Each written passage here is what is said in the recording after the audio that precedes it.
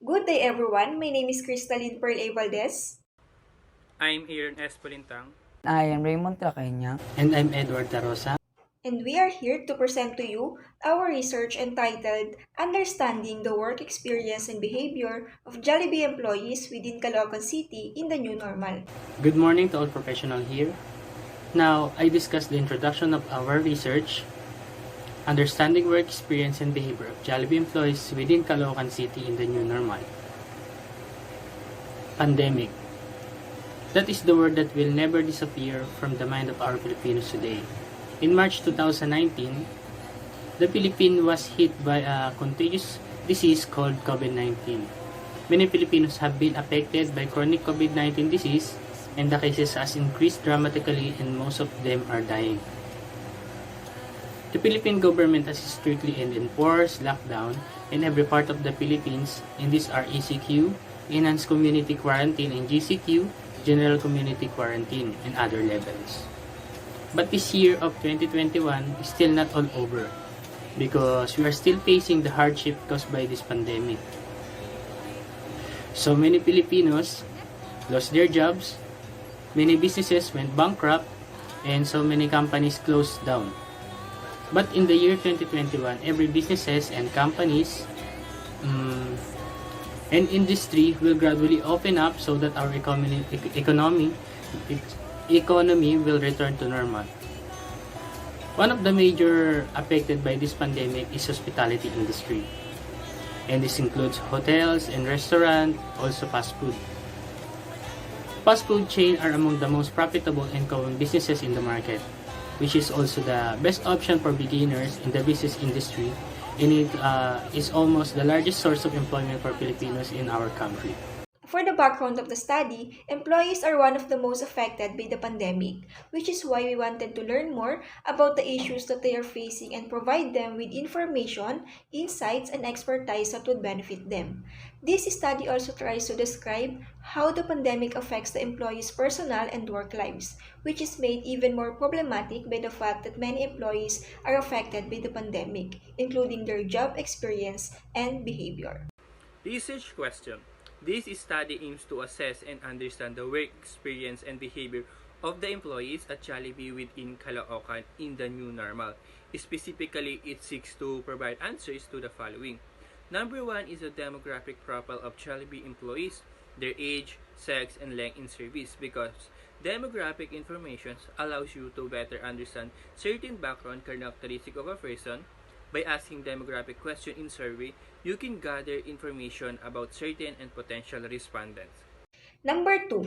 What are the effects of the protocol given by the government to the work experience and behavior of the employees at Jollibee? The productivity of Jollibee employees is the first thing that is affected. Many people are losing interest in their job as a result of what we are seeing today. They had a skeletal schedule due to the pandemic, which meant they didn't have to go to work every day, and as a result, people appear to be pushed away, believing that it is okay to simply stay at home because their productivity is no longer required on a daily basis and it is only required on the days that they are required to work. The safety and security of the employees is the second factor to consider, with many people compromising their health in order to work. Even though meeting a large number of customers and co-workers on a daily basis is difficult task, they must do it because it is their responsibility. It's also difficult to get to work every day, which why the new normal has an impact on them. Following that is physical and mental health. Since the government imposed the new normal, many employees have experienced physical and mental health issues such as anxiety, depression, and stress. Many employees face these circumstances because they do not quickly embrace the adopted protocols, which has a significant impact on them. Some of them are finding it difficult to adjust because their routines have changed since the outbreak. It's also difficult for them to concentrate due to the changes in their environment. For our research question, is there a significant relationship between the given factors to the work experience and behavior of Jollibee employees in the new normal setup? The researchers want to know the considerable association between the factors mentioned in Jollibee employees' work experience and conduct in the new regular setup. Question number 4. Based on the findings of the study, what motivational practices the researcher may be proposed to enhance employees' experience and behavior? time frame, which includes significant phases of the study, creating thesis proposal in September, and receiving approval of thesis in October, data gathering in November, followed by presentation, analysis, and interpretation of data in December, and last, final defense in January. In this research study, the researcher used quantitative research as a research design. For the discussion of findings, majority or 39% of the respondents are 21 to 24 years old, which is the ideal age for Jollibee employees, while the minority or 14% are 17 to 20 years old. From a total of 100 respondents from 5 branches in Caloocan City, 52% are male and 48% are female. Majority or 47% of the respondents were working in Jollibee for below 2 years, while no respondents has worked for more than 11 years. Show the summary of weighted mean and standard deviation of Jollibee employees' productivity with a 3.56 total mean and the standard deviation of 0.96 verbally interpreted as frequently. Show the summary of weighted mean with the standard deviation of Jollibee employees' safety and security with a 3.63 total mean and the standard deviation of 0.96 verbally interpreted as frequently. The summary of weighted mean and standard deviation in physical and mental health of employees.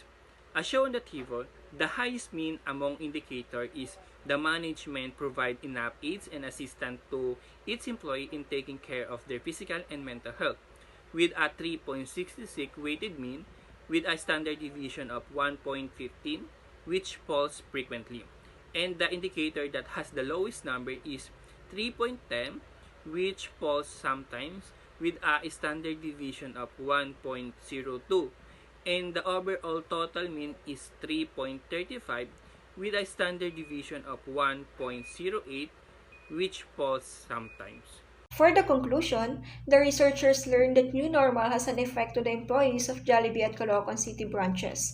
Majority of the respondents are 21 to 24 years old.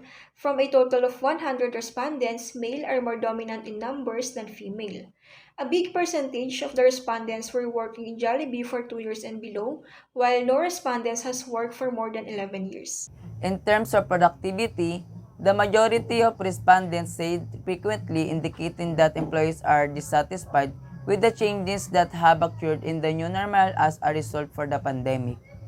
It also implies that management is unable to find a solution to its employees' difficulties.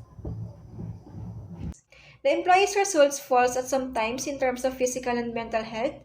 Based on the findings, the store management provides enough aids and assistance to its employees for their physical and mental health, since the employees feel more physically tired working in the new normal setup. Recommendation. This research study, understanding the work experience and behavior of Jollibee employees within Caloocan City in the new normal, will assist future hospitality researcher in obtaining information or conducting research study on the work experience of employees in the hospitality industry, not just fast food but also in a restaurant and other food industry related.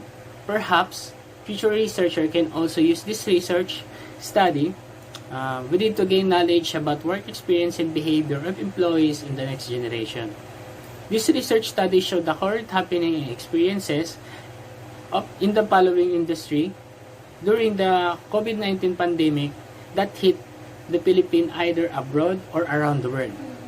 Future hospitality researcher will fully understand the massive impact of COVID-19 pandemic on the hospitality industry, such as business closing, businesses bankruptcy, employees losing their jobs, companies cutting manpower due to the threat of COVID-19.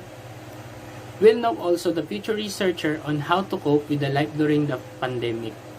We want to use this research study with the future researcher to gain more knowledge and prepare for the possibility of major problems faced future of employees around the world.